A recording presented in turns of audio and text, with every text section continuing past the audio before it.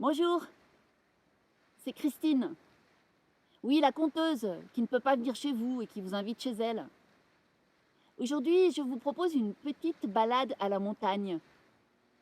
Parce que on raconte que c'est là qu'elle vivait, au sommet de cet éperon rocheux. Et tous les soirs, à la même heure, elle ouvrait ses grandes ailes, elle décollait, volait haut dans le ciel, et puis elle remontait toute la vallée de Derborance, jusqu'au lac. Elle? Mais qui elle? Eh bien, la vouivre. Et pour vous raconter cette histoire de monstre ailé, eh bien, je vous propose que l'on se rapproche de son repère secret, la montagne. On y va?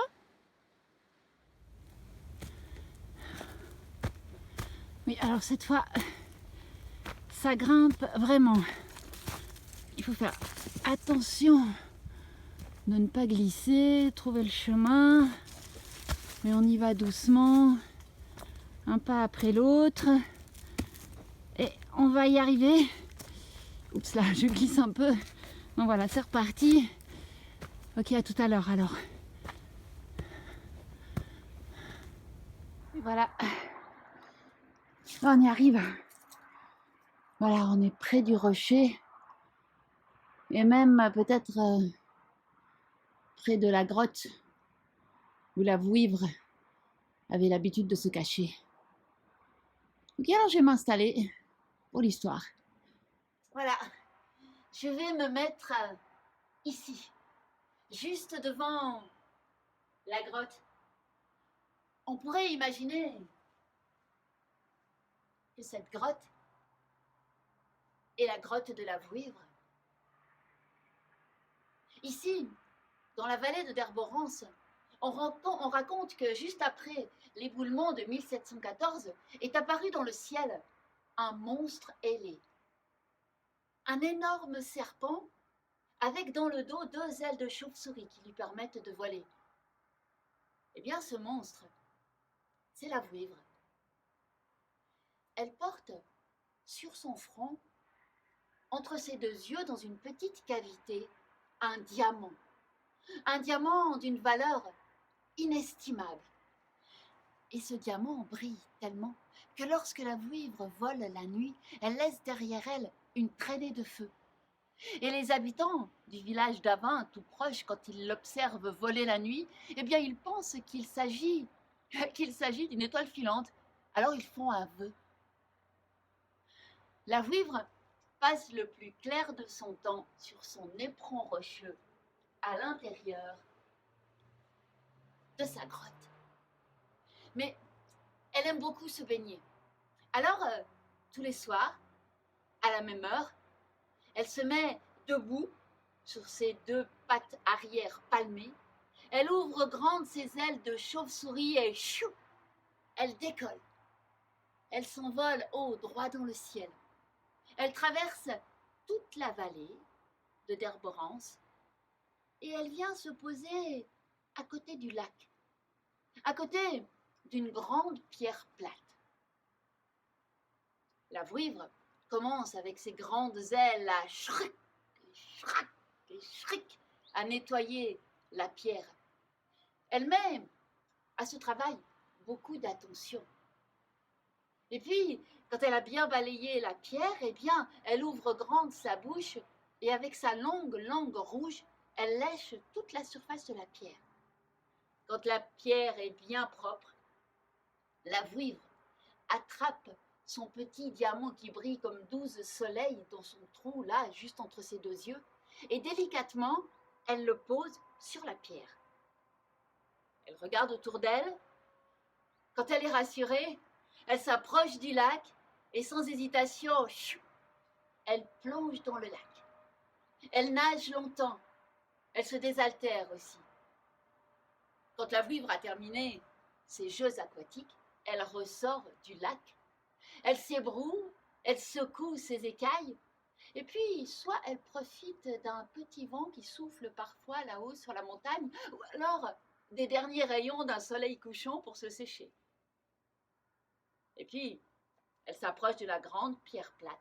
Elle récupère son diamant précieux. Elle le met à sa place entre ses deux yeux. Elle se met debout bien droite sur ses deux pattes arrière palmées, une petite impulsion et ouvre ses ailes et chou, la vouivre s'envole. Et les soirs d'été, lorsque les bêtes sont à l'alpage, eh bien la vouivre n'hésite jamais à attraper dans ses serres puissantes un mouton ou une vache même, qu'elle emmène dans son repère secret, juste là devant sa grotte, et qu'elle mange jusqu'aux os. La vouivre ne s'occupe pas trop des humains, mais c'est sûr, elle n'hésiterait pas à dépecer celui qui aurait l'idée saugrenue de lui voler son diamant. Parce que dans le village d'Avin, il y en a qui y songent. Oui, surtout des hommes, des jeunes hommes. Ils se disent qu'avec un diamant pareil, ils seraient riches, riches à millions, plus besoin de travailler. Et lorsque les jeunes pensent ainsi, les vieux, les anciens glissent à leur oreille ces paroles. Tu veux voler le diamant de la vouivre, mais c'est donc que tu veux mourir. Parce que tu sais, la vouivre, elle n'hésitera pas à t'embrocher sur ses serres, ses griffes puissantes et à te bouffer comme une grenouille. Alors les jeunes, quand ils entendent les paroles des anciens, ils hésitent. Seulement, dans le village, il y a Laurent. Oui, Laurent, le berger. Il est amoureux de Marie, la fille du président. Et ma foi, quand tu es berger, tu n'épouses pas la fille d'un président. Mais Laurent, lui, il veut tenter sa chance. Alors ce soir-là, eh bien courageusement, il s'approche de la maison du président, il frappe à la porte, le président ouvre. Laurent lui demande la main de sa fille Marie. Le président regarde Laurent et lui dit « Je ne suis pas sûr d'être réélu lors des prochaines élections. Mais une chose dont je suis sûre, c'est que réélu ou pas, jamais je ne donnerai ma fille à un pauvre bougre comme toi. » Et lui claque la porte au nez. Bien Laurent, il se dit que la seule façon d'être riche rapidement, c'est de voler le diamant de la vouivre. Oui, mais il se souvient des paroles des anciens. Embroché au bout de la griffe de la patte de la vouivre et bouffé comme une grenouille. Alors Laurent hésite, mais chaque fois qu'il traverse le village, il croise Marie. Et elle aussi, elle lui sourit. Et le cœur de Laurent bat si fort. Alors, il a décidé. Il ira chercher le diamant de la vouivre. Il est berger, souvenez-vous. Et lui, il sait à quelle heure et où elle se pose l'été. Oui, mais il ne sait pas comment voler le diamant de la vouivre tout en restant vivant. Cet été-là, quand il monte dans sa petite cabane de berger sur l'alpage l'été, eh bien, Laurent reste enfermé 7 jours et 7 nuits. Il cherche une idée, une solution. Et au bout des 7 jours et des 7 nuits, il a trouvé. Il ne dit rien à personne. Et il commence à fabriquer un grand tonneau de bois de chêne cerclé de fer. Dans le ventre du tonneau, il ménage une petite ouverture comme un œilleton. Et puis, quand il a terminé, eh bien, il plante à l'extérieur du tonneau, pointe en avant, tout ce qu'il trouve de pointu. Il plante des clous, des haches, des fourchettes, des couteaux, des fourches. Quand il a terminé, il couche le tonneau sur le flanc. C'est une fin d'après-midi au mois de juillet.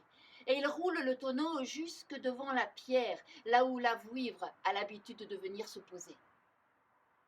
Quand il est arrivé près de la pierre, Laurent ouvre le couvercle de son tonneau, il se glisse à l'intérieur, il referme le couvercle et il attend. Bientôt, il sent une ombre noire planer au-dessus du tonneau. Laurent ne bouge pas.